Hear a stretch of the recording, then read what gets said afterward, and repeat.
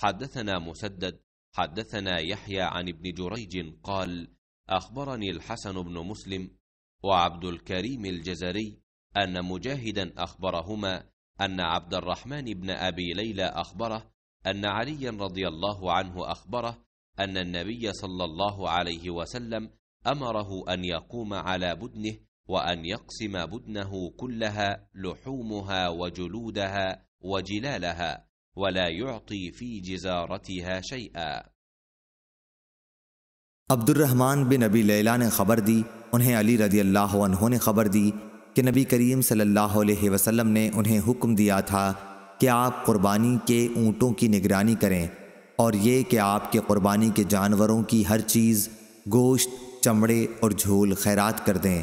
اور قصاب کی مزدوری اس میں سے نہ دیں۔ صحیح بخاری حدیث نمبر 1717۔